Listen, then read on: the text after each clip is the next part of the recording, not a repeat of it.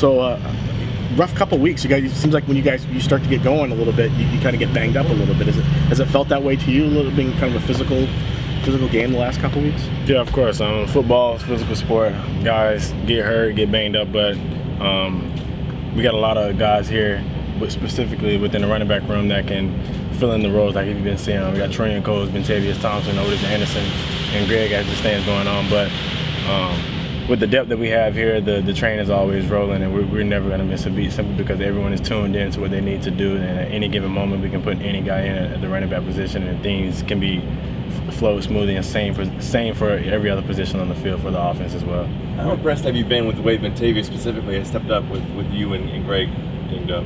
I'm impressed, but I'm honestly not shocked because Bentavious, he's a beast, and he's a sneaky type of guy. Like he don't have the bursting speed, but once he in the open field, he see that the green grass, he's gonna do his best to get to that end zone and make guys miss. And he's an all-around back to me. You can put him out in the slot, bring him back in the backfield, dump passes off to him and whatnot, and running outside zone in between the tackles. So he's been here for UCF for a while now. He's been waiting to just get his moment, and this season he's gotten his moment. He's showing everyone what he's capable of doing. Otis talked about after the Temple game that people were kind of sleeping on Bentavious because you and Otis and Greg get a lot of pub, but Bentavious doesn't get as much pub because he doesn't play as much. Do you think people sort of had their eyes opened by Bentavious in the last couple of weeks? Well, they definitely have their eyes open, and Bentavious haven't even hit his peak yet. He's got many more milestones to go, and he's got a couple of years here left, and I can't wait to see how he is in the years to come here and the many records he's going to break here. Okay, I guess we're entering the final month of the regular season for your collegiate career. Is that sinking in that you've only got maybe a few games left to play at UCF? Yeah, I was telling my parents and some of my teammates we got about 2-3 games left, and yeah, I remember rolling here June 27, 2016, and my time is here is unwinding now. It's been a lot of ups and downs, and to me personally, I think it's been more ups than anything here, and UCF has come a long way since I enrolled here, and the culture that the first staff brought in here, and then the staff that's here now.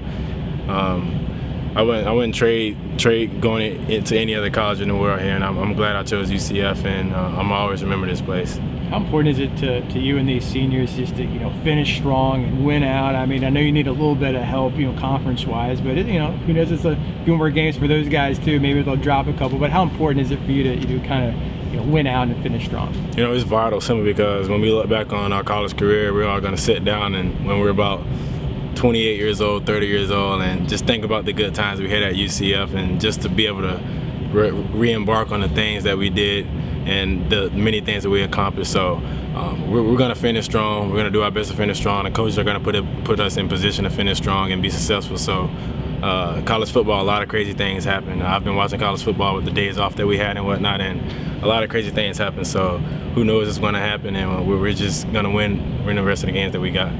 Okay, when you have a game like against Temple, for instance, when you guys had a season-high 385 rushing yards, you guys had such big holes, lots of big runs. What does that feel going through your mind? Does that feel good? I mean, when you're kind of clicking on all cylinders? Oh, most definitely, because we got so many playmakers on the offense. Marlon Williams, Gabe Davis, Trey Nixon, Jacob Harris, Greg, Otis, Ben, the whole entire O-line, and at quarterback, we can put any type of quarterback in, and they're going to keep the ball rolling and whatnot. So to just know that we can put the balls in so many different playmakers' hands on this offense, it's a scary sight for the defense and the defensive coordinator. So I know that they got to spend a lot of time in the film room preparing for us, and you can't just key in on one guy because we got so many guys that can take it a distance and make big plays.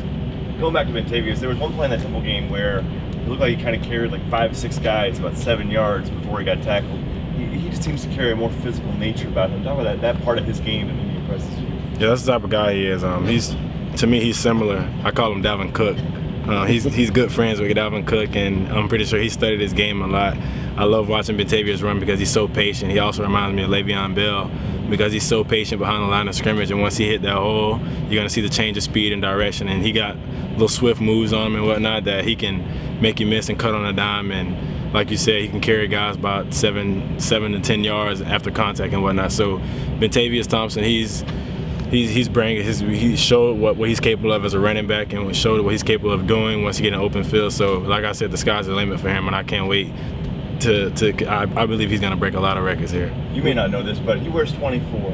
And, well, you know that, but the reason why he wears 24, maybe it's because of Kevin Smith, the former UCF back, set a lot of records here. Do you know if that's the reason why he wears 24? I know he looks up to Kevin quite a lot. Yeah, I'm not sure, but Kevin Smith did recruit him. They're from the same city in Miami, Florida, and I'm pretty sure Ben most likely looks up to some of the things he did here, and he's going to look forward to breaking some of his records. But he's going to do a lot of great things here. Okay, Dylan had a big run in the game last week against Houston. What's it like when you get a chance to see Dylan take off and use his legs a little bit rather than his arm? It's exciting simply because you don't see it often because he got a cannon horn on him. So once you see him pull the ball in the RPO and then break out in the open field and score a touchdown like that, it's something that we've been calling on with him about. We've been telling him to pull the ball and run and make a guy miss and score a touchdown. So he did that this game, and he's a freshman and he's getting his legs up under him and he's getting comfortable with the game. Game by game, he's showed what he's capable of doing, and he's going to be fine around here. Do you give him you try to talk to him a little bit about maybe some of the celebration in the end zone once he makes those big runs, or?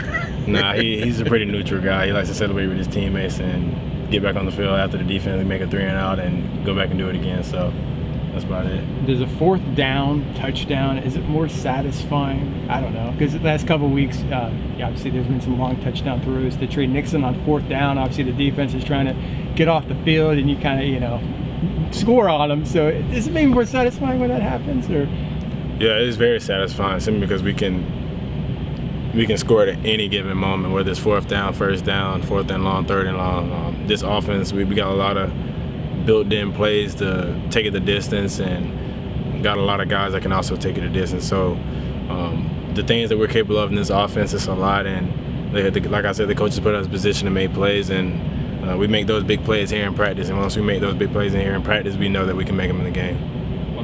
Ready for the cold? Might be a little bit chillier than Philadelphia was. So, Florida guys ready for it? Yeah, we're Florida. Most of the team is Florida boys, so we'll just adapt to it. But any given moment, we can play football anywhere.